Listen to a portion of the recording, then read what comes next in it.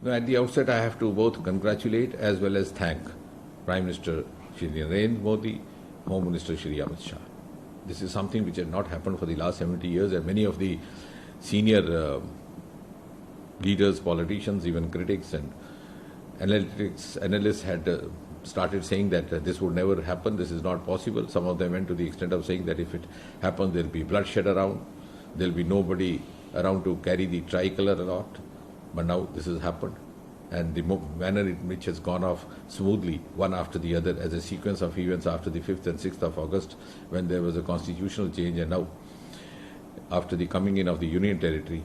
I think what has happened is a huge redemption of a miscarriage of constitution which had taken place 70 years ago. In our own country, in Jammu and Kashmir, people who had come from West Pakistan were deprived of citizenship rights. They could not even vote, they could not even apply for jobs. Whereas two of them who chose not to settle in Jammu and Kashmir rose to become the Prime Ministers, Dr. Manmohan Singh, Shri I.K. Gujral, both of them from the same category. Similarly, the Pak-occupied Jammu Kashmir, which we legally considered as a part of India and a part of Jammu and Kashmir. In spite of that, people who had come there as displaced persons were not given their full rights. Women folk were deprived of it.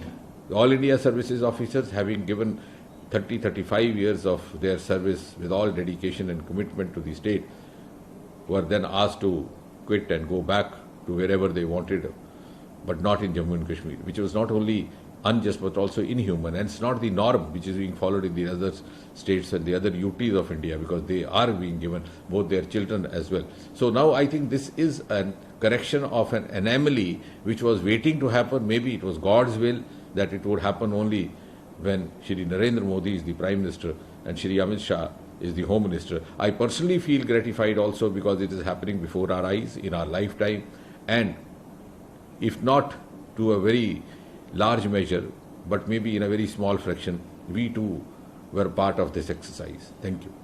And sir, what's your comment on bus from Yogi government and Congress party? I think Yogi ji has called the bluff in the most befitting manner. He's asked for the list of the buses which is not available. He's asked for the list of the drivers, the bus numbers which is not available. In other words, this means that what Congress leaders and the members of the Gandhi family are saying is in reference to the buses which they wish to project only on the television screen. But the bus is one which runs on the road. But on the road you don't find a bus. Maybe they are visualizing a bus on the TV screen. But I think by doing so they have further exposed themselves before the people of this country. But personally, what hurts me is that this is the most blatant manner of politicization of the hardship of these migrant laborers, particularly at a time when any responsible political party would be expected to cooperate with the authorities to bring rescue to the pain.